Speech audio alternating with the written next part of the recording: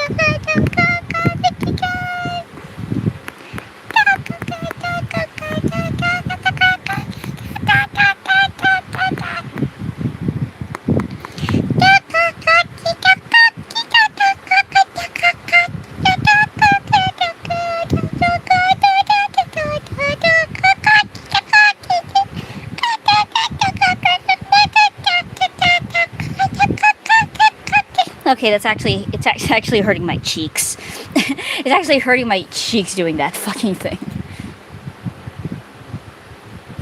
Alright. Anyway. Where was I?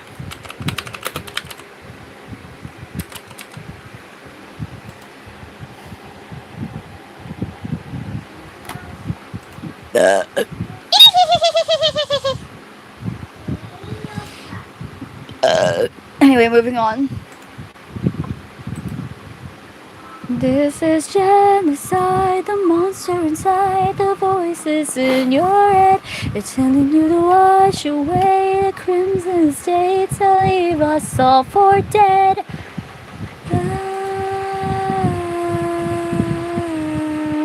Now you're just a monster.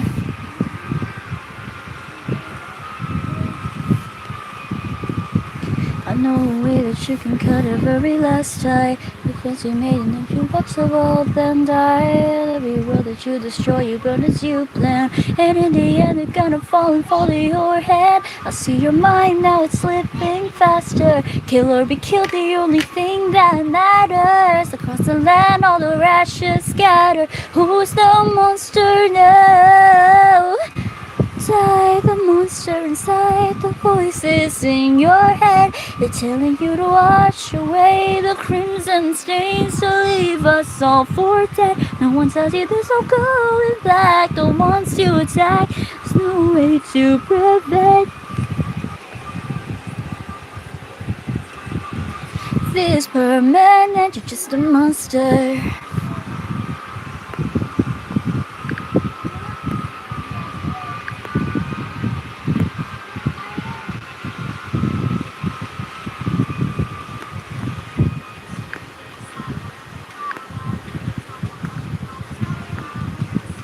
Over and over, no, you're never satisfied. And in the end, love at that time. I love this song. I just fucking forgot some of the lyrics and I hate myself.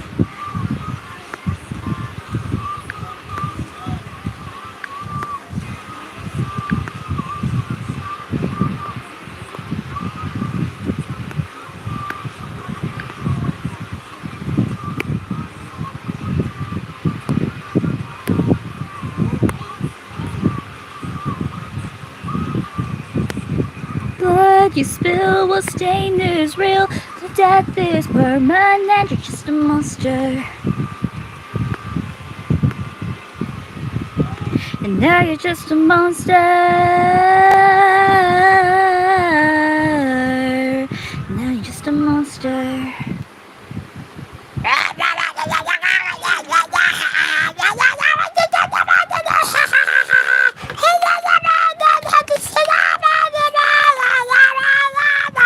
Anyway, 17 people watching me lose my shit.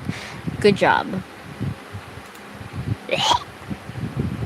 Stop osmosing! Stop osmosing, Sans. This is getting ridiculous. I'm not even breeding you right now. Stop it. Stop it!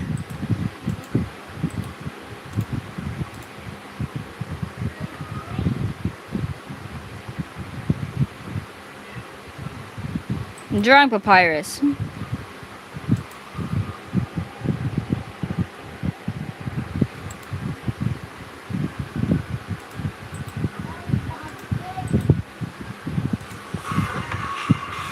Perfect.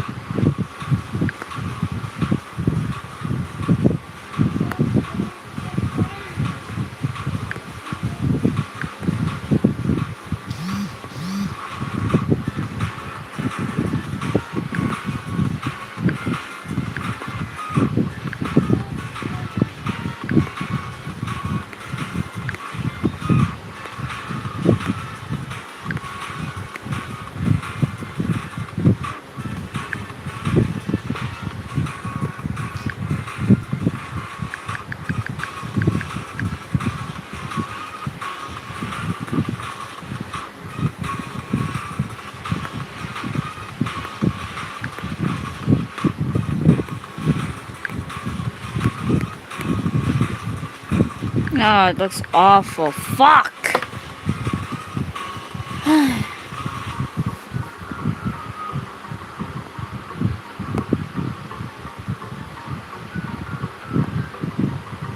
There's only one way to do this. I need to zoom out.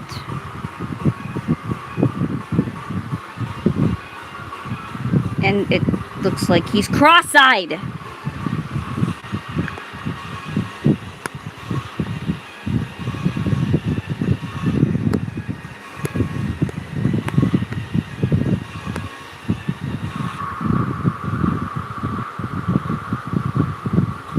You know, this song is actually you know, the song in the background is actually perfect.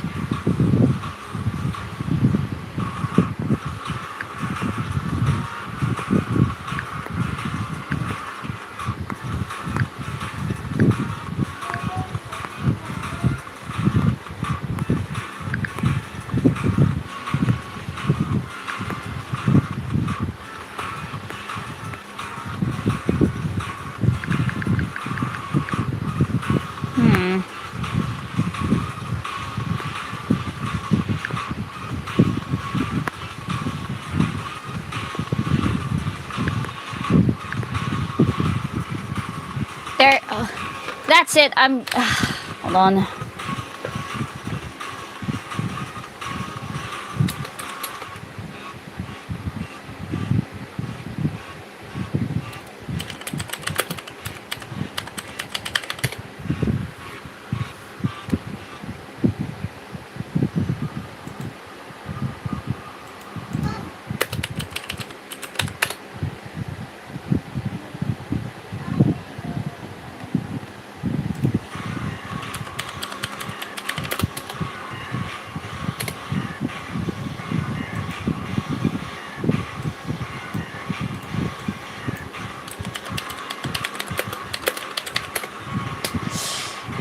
There we go. I need to find the specific artist.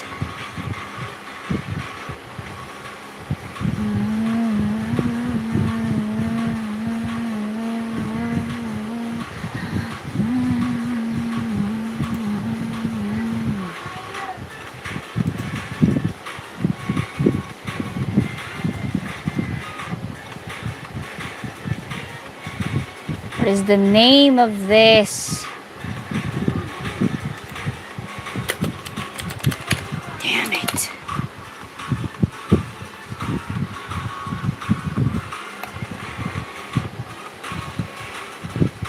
Was it this? Hold on.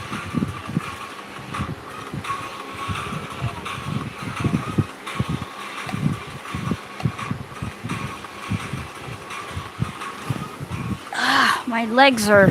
God damn. I've been drawing for an hour? That can't be right.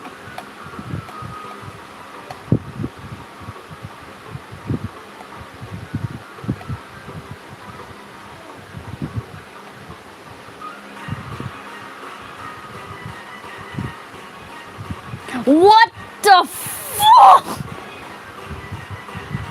Oh! I hate it.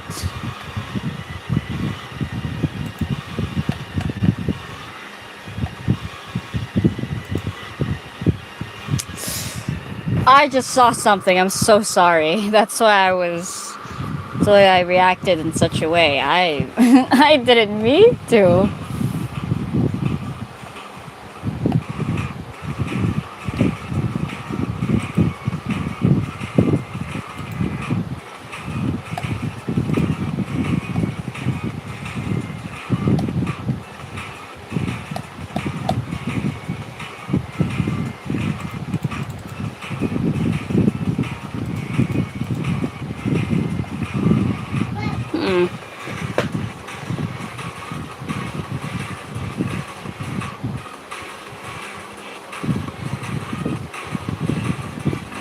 Where in the gods...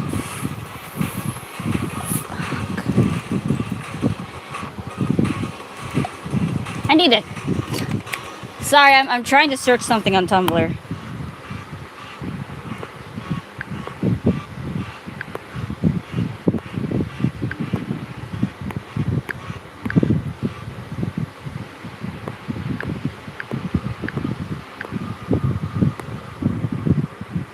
happened to the chat?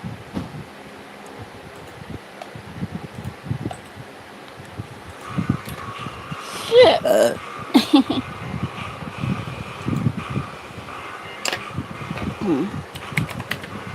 Just search it in Tumbex, I guess.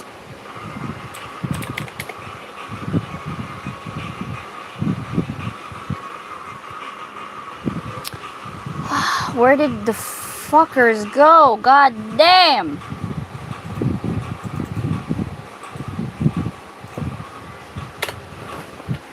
Sorry, hold on.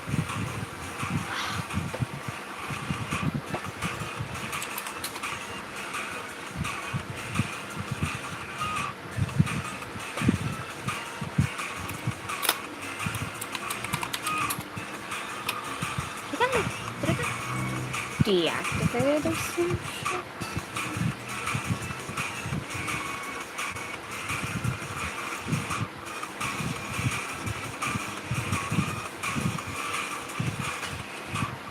Also, I think the chat died again! Oh, I am going to kill this. I'm going to kill YouTube for this.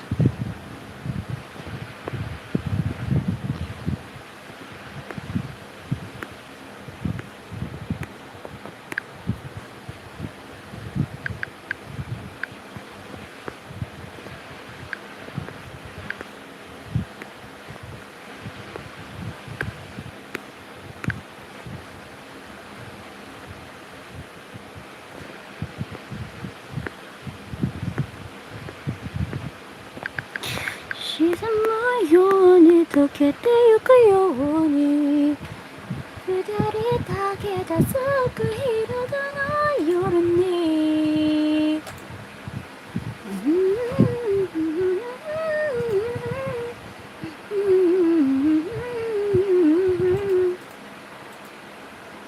さよならだけがあったそうせとここで全てが分かったどうせでバラさられ今そよ幸せが重なってかい閉めてあげる僕の心が全てを思い出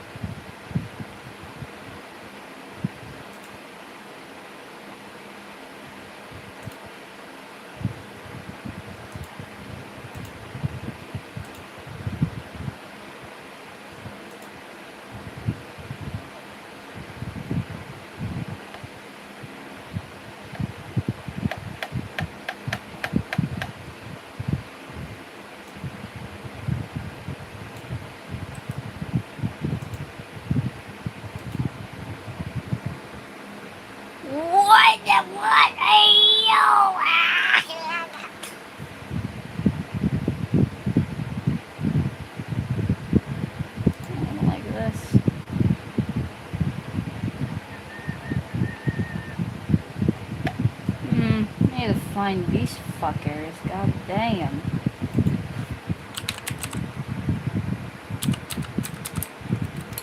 The entire chat just went gone.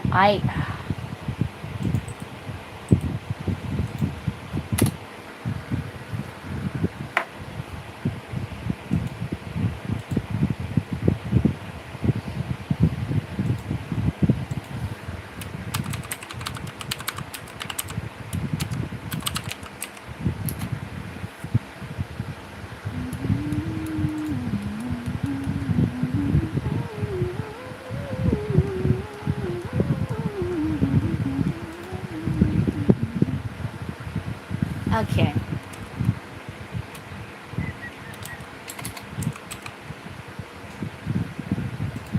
Alright, that's... Hold on. I need to open my... I'm sorry, guys. I need to open the YouTube thing so that I can see what you guys are talking about.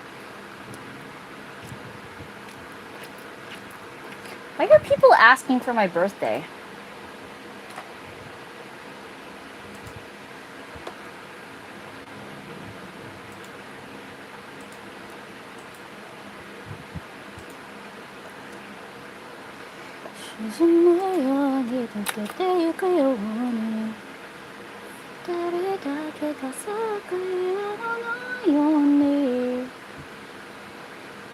Oh my god, is that my wife Umbreon? What's up? I didn't know you're gonna be here. I miss you. I miss you, wife.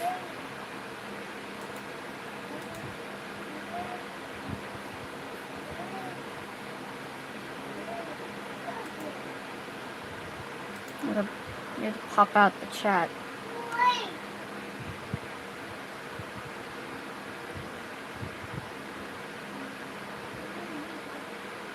Umbreon's sleeping? Where are you up? Where are you up, Umbreon?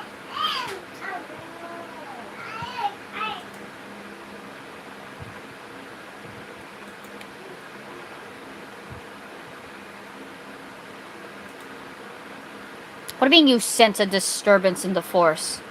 I wasn't, you know, I wasn't talking about, I wasn't talking about self-deprecation, I swear. I'm being serious this time.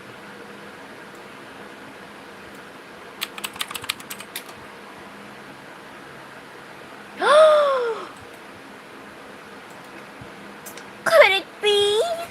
Could it be? Anyway. Why are people why? What are you guys? Why?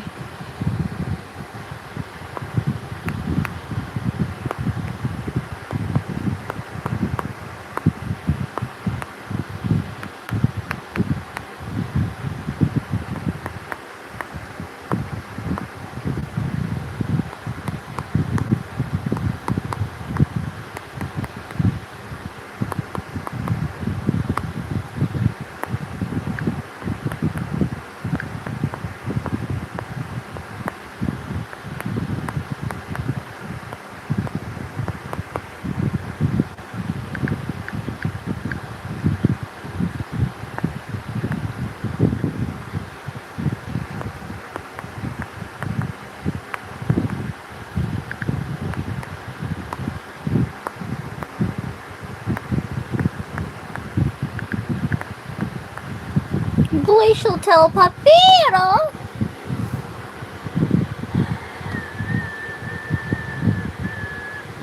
Oh man, you're not gonna be with us, Umbreon? Damn it.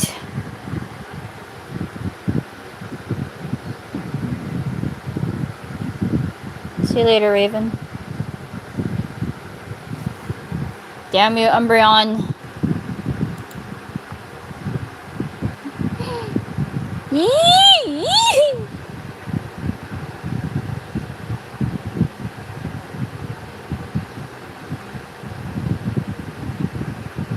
God damn! God damn!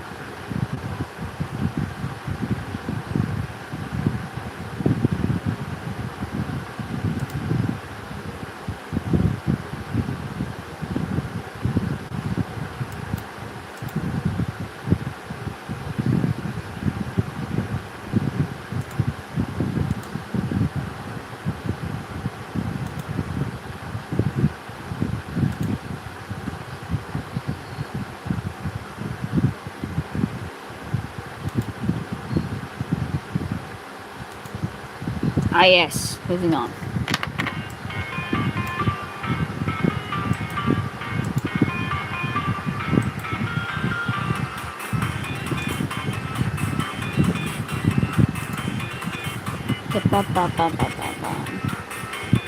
Fine, go ahead, sleep more, Umbreon. Damn you.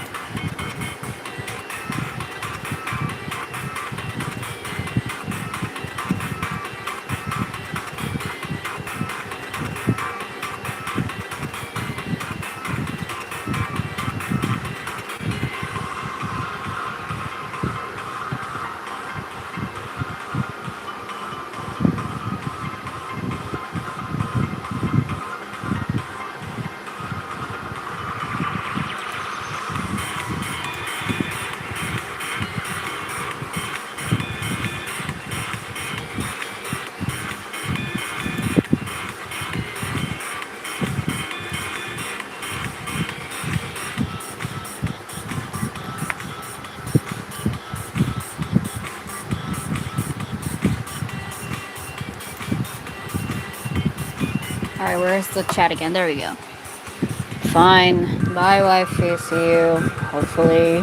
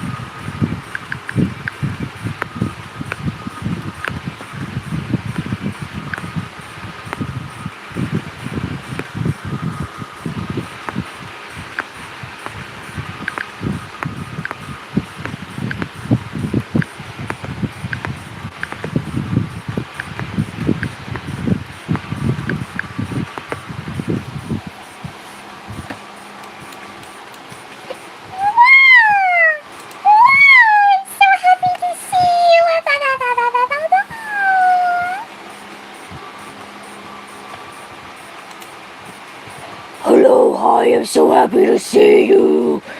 Wow, I'm so happy to see you. Hello,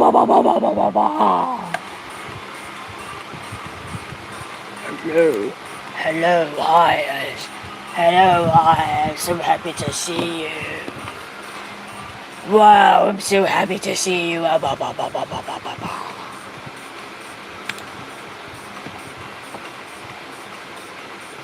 Yeah.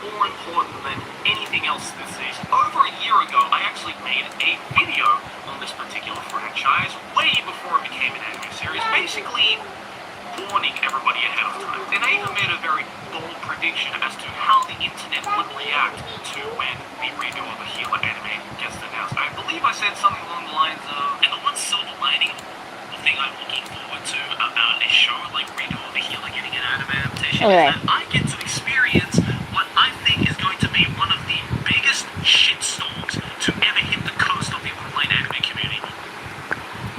I don't see no shitstorm. I think Redo Over Healer kind of got a raw deal because it's thanks to shows like Attack on Titan that is just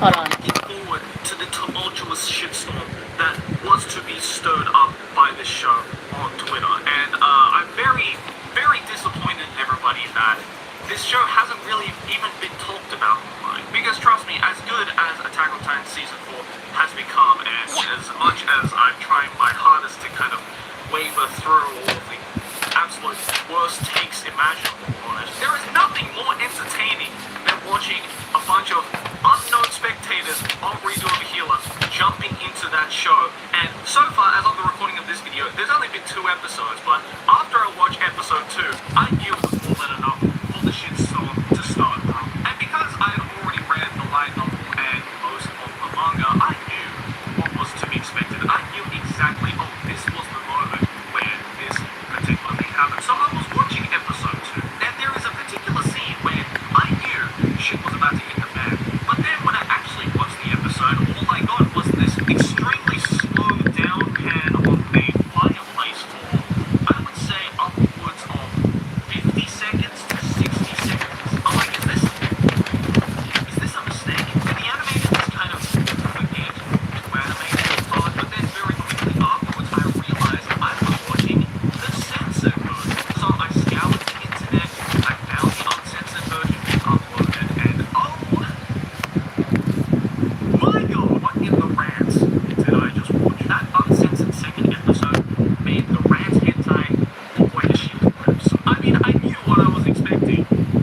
I didn't actually think they were going to animate it like that long. And you know what's the worst thing, my boys? If you've seen my video from a year ago, which, by the way, I don't think a lot of you have because it very quickly got age restricted and demonetized. So basically, even if you look up this video in the YouTube search bar, it just doesn't show up for some reason. But there are later chapters, especially in the manga, that get so much worse, to the point where there is going to legitimately be some episodes where it is going to be nothing but the slow handing of the fireplace. Like, I realized very quickly in episode 2 that, oh, the censored version is not even censored, it's just hidden. It is so censored that they won't even bother to show you the scene with a censor on it. And all I'm going to say, for those of you who have read the manga, chapter 14 is when the tumultuous shitstorm is going to hit. But you know what? As I said in my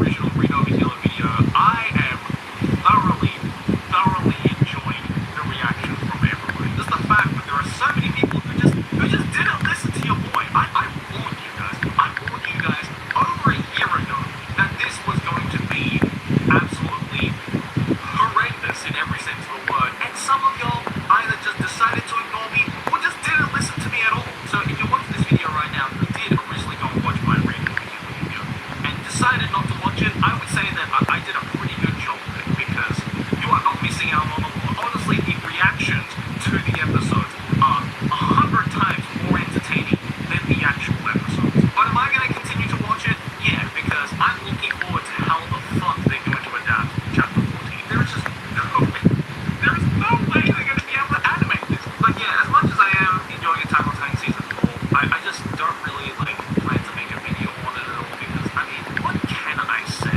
about that show that hasn't already been said by literally everyone and their fucking dogs? It's a modern masterpiece. I don't know what else anyone is expecting. And for those of you who are complaining about the bad CGI, I wish that you can go to anime jail so that you may sit through the absolute agony that we experienced through Berserk 2016. Quit your bitching and just enjoy the show for what it is. Alright, up next, let's talk about the manga.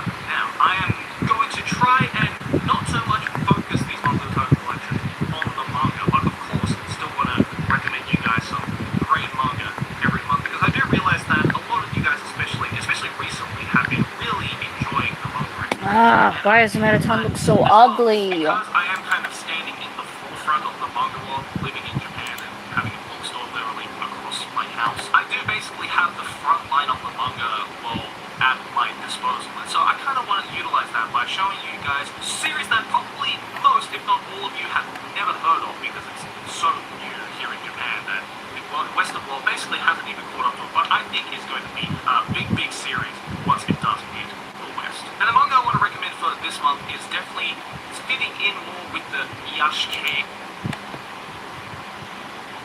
graphics used to be for a grand open world.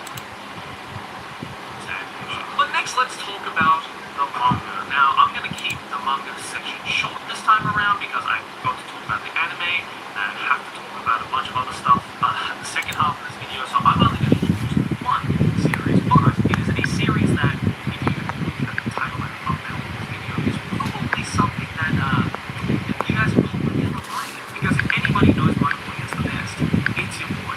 And I know that you guys, much like myself, are a bunch of fucking degenerates. So I picked up this particular degenerate manga, which I hadn't heard of at all. I really happened to just coincidentally stumble upon this at a bookstore. And the moment I read the title and I read the synopsis and I looked at the first couple of pages, I was like, yes, immediately sold. And I bought 5 currently serializing books. And it is this manga right here. It is called Manga no Toriel. And if that art style and title kind of reminds you of a certain emo, you're pretty close to the ballpark because I've shown you guys a lot of degenerate manga. This one takes the cake as the most degenerate. Like, I think this is a close tie for first or second place between Kiss Sis and this. Like, it's that level of degenerate. The basic premise of Manga is that we have the main character, the youngest brother or this little brother between these two. Yeah, these two are sisters, by the way.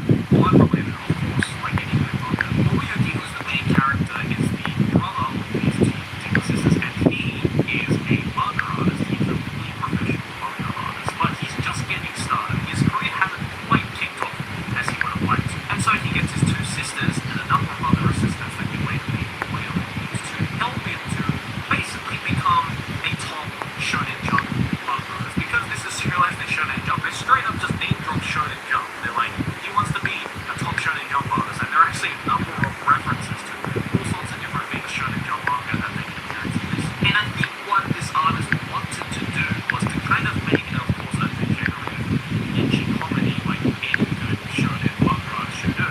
But I think they also wanted to kind of give people a glimpse of like behind the scenes of what it's really like at Shonen Jump. Like kind of the backstories of how manga artists actually get started and the thought processes that they have to go through, the different rivalries, the different artistic integrity and processes that each upcoming manga artist has to go through. And of course, I can't show you guys any of the particular images inside because the yellow dollar sign is creeping up on me daily. But if you can tell from the cover, you would know that the character designs are kawaii AF. And later on, when there are a whole lot of different characters that essentially are just there to fill in the different types of fetishes that the reader might particularly have, that's when things go full degenerative to the point of no return. So right now there are 5 volumes of this, I believe, or at least 5 volumes that I can find, and I really enjoyed it because if you guys don't know, I love my degenerative manga, and this is definitely fitting in there, kind of like how Kiss Sis did in a very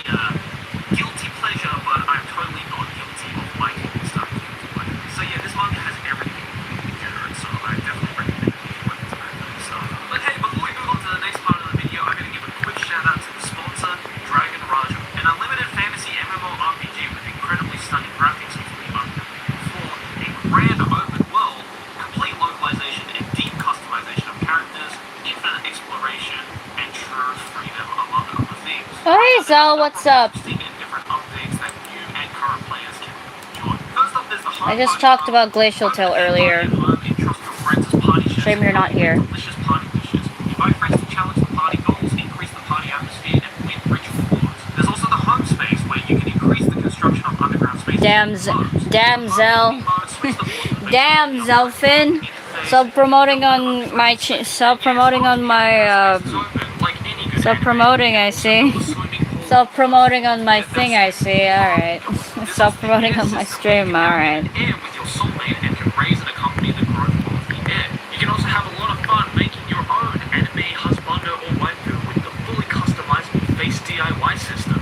Ah, it looks awful. The best part about Dragon Raja is definitely the fact that you basically are carrying a AAA quality console game around in your pocket on your phone. With its realistic climate changes and seasonal cycles, architecture styles and scenes from all over the world, and the extremely abundant gameplay where your own choices will affect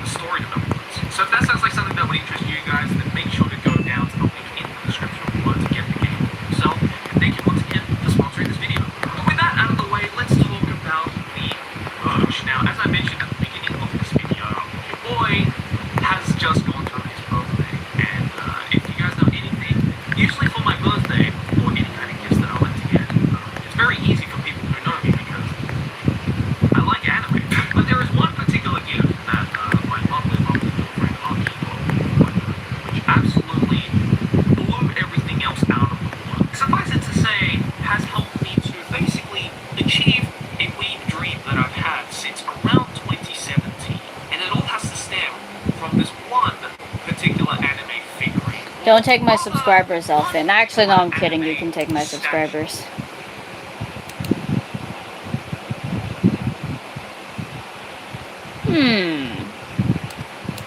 is this? Okay.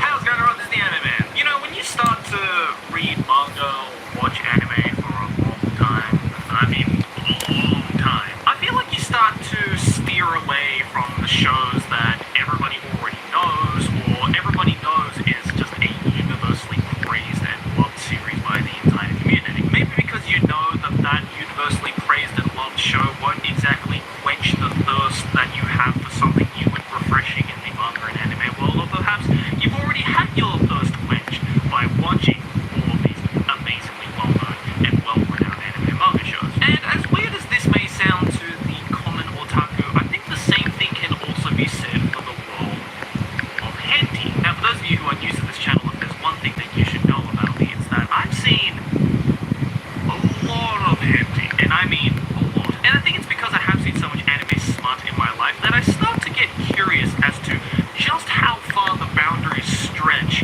in terms of quality within the hentai world. And by how far it stretches, I mean how far down it stretches in a negative way. You know, I was just lying in bed last night. Alright, see you later.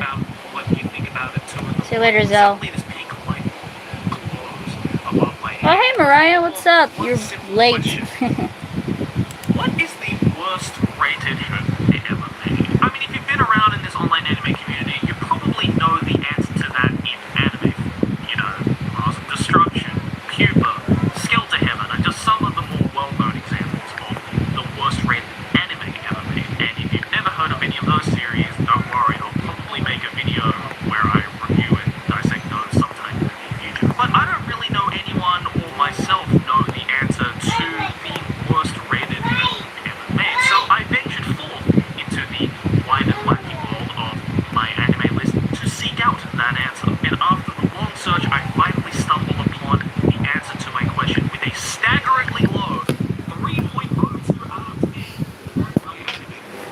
Was the worst rated known to the common man, simply titled It's alright. The worst rated made a single OVA episode from 2002. So after scavenging through a number of very questionable websites that have definitely given my PC every type of digital STD imaginable, I managed to find a somewhat decent quality of the 23-minute OVA in question. So I sat down with a bowl of popcorn and got to work. And 23 minutes later, I think I can safely say that my life has changed, like for the worse. Because let me tell you, my boys, that Suiko Sora is beyond anything that I have ever imagined to be real. Now, it's kind of hard to describe what exactly the story of Suiko Sora is about, considering that I didn't really glean any kind of information about the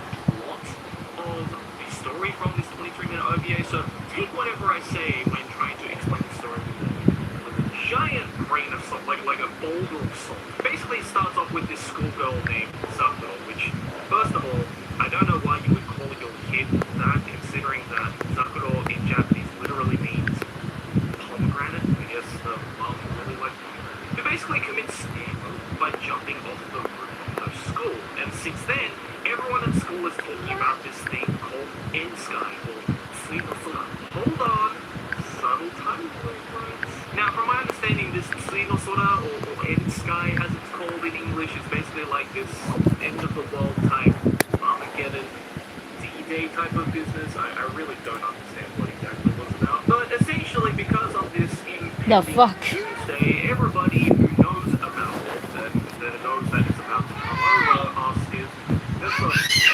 little bit plainly. And by that, I mean they become these insane, maniacal, sex-driven maniacs that go around everybody. Oh, the joy. So if you thought that synopsis sounded ridiculous, well, that's because it is. But when it comes to this OVA, the story is just the tiniest tip of the iceberg. Because trust me when I say that everything else about this OVA, about this 23-minute piece of animation in air quotes, is just beyond stupid and ridiculous. scene and dissect exactly what I'm trying to talk about. Firstly, the OVA opens up with this title screen, which looks like some really bad B-grade horror film from the 80s, followed up by this, like, ugly-ass PowerPoint presentation in transition. Like, who thought that was a good idea? Then we see the aforementioned Sakura, this pomegranate, talking about the end of the world or something with this guy called Mamiya. And then, out of nowhere, he just starts, it's like, middle of the sentence. Boom. Yo ass kid. Like, he says some shit like, it's the end of the world, and I'm gonna show you a good time before you go, like that. Bam! He just starts banging her in this, like, way too dragged out scene. Like, holy shit, I didn't know when this was gonna end. Now, comparatively, this scene in question only lasts 3 minutes, which, if you look at any other hentai series, isn't really that long of a scene. The problem is that during these 3 minutes, there is zero dialogue whatsoever, at least zero dialogue that is important to the story. Just a lot of panting and a lot of work from the Foley artists. And I think it just seems so dragged out, not just because there's no dialogue, but because they literally use, like, 3 individual scenes, and they reuse the scenes by zooming in and out of different parts of the scene to make it look like different scenes, when in actuality, it's just the same thing over and over again. So anyway, after that, Sakura jumps off the roof, then we smash cut to our main character, Luxdor, I don't know which one it is, getting woken up by her childhood friend, Kotomi. Hey, she's cute. And this is where the OVA really starts to shine all of its shitty glory. Because the voice acting and animation in the non-sexual parts of the OVA remind me of some, like, terrible, never-to-be-shown types of crappy parody animations that I saw in Newgrounds back in the day. Like, I don't know what this studio's budget was when creating this OVA, but it couldn't have been more than, like, $100. Like, I refuse It's to a believe Mickey it toy. cost more than $100. The voice I hope you actors guys sound are like still they're, like, watching, because speaking goddamn, I'm getting tired. microphone inside the bathroom, because you can actually hear the acoustics of the room that they were recording in the fucking OVA. Also, the lip syncing is almost non-existent. Like, the lip flaps to begin with are only like 2 frames just moving back and forth. But the voices and the lip flaps aren't even on time. It's like I'm watching a less racist version of Come Down, but this time it's not trying to be accurate. It is almost more than $100. The voice actors sound like they're like speaking into a Blue Yeti microphone inside of a bathroom, because you can actually hear the acoustics of the room that they were recording in the fucking OVA. Also, the lip syncing is almost non-existent. Like, the lip flaps to begin with are only like 2 frames just moving back and forth.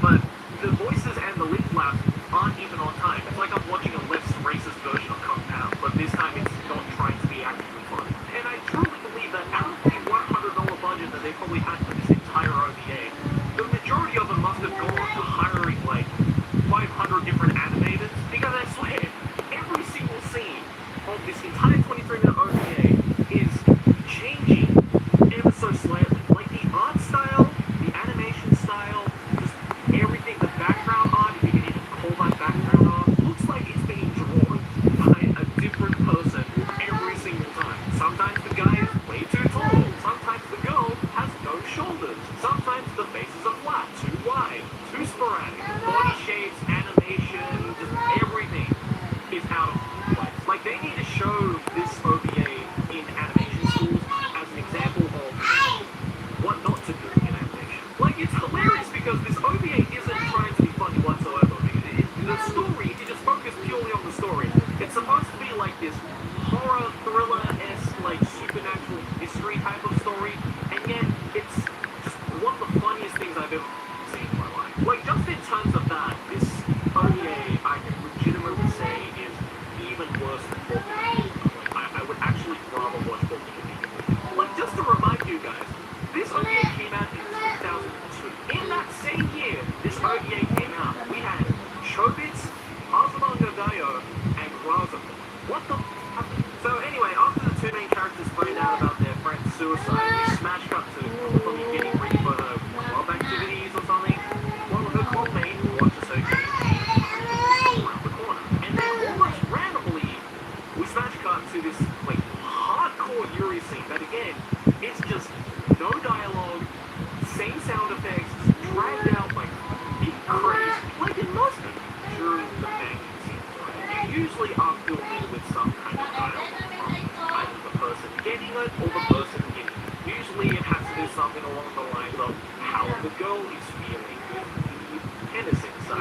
the guy is feeling because the girl feels really good or whatever. Something to describe and get yourself invested in the moment as if you're the person that is involved directly with the scene. But no, I guess Sino Soda decided to go in a really avant-garde direction by just adding no dialogue whatsoever. I guess the scenario writer wasn't paid enough from this $100 budget and was just like, you know what, I'm not writing any script for this. I'm just hand it off to the 100 animators you promoted and just let the Foley artist punch a slime ball for about 3 minutes. So then after that scene randomly ends because we don't actually get to see Umami in her club activities whatsoever. We smash cut to that girl who was spying on Umami getting like kidnapped and then getting forced to bang some chick while you see the first guy who we saw banging this pomegranate over there, standing there with a whip in his hand, like whipping these two girls going at it. Like, why? Like, I guess they had to do anything to make you realize that this is the bad guy, don't forget about it, it's going to be on the text. And then eventually Kotomi also disappears and there's again seen getting molested by you know who, when suddenly the main character runs Blip. in and saves the day. Blip. What a hero! And by saving the day, I mean the ghost of pomegranate. Anyway. He says to the bad guy, D-Day doesn't exist, lol, and then he's like, no, you're lying, and then the scene ends.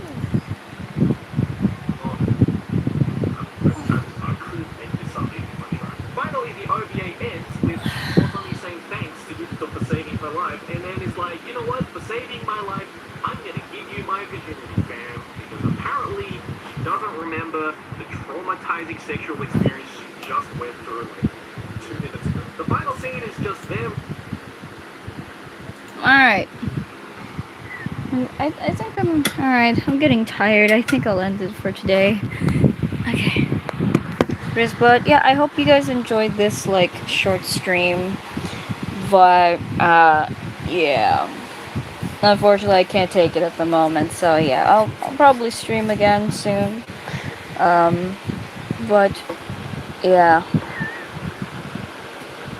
Thanks for watching. Thank you guys for watching. Thank you guys for watching. So, shout out to Ariaku, Abdullah, Dream Sans, the coolest person, Mariah, Female Cross Sans, King of Multiverse Sans, your local Inky, Killer Sans, your local Alistair, Uwu, Cute Single, Abdullah, your local therapist, and the other 22 people who were watching the stream. I hope you guys have a great day or night, and I'll see you guys in the next video or stream. Bye!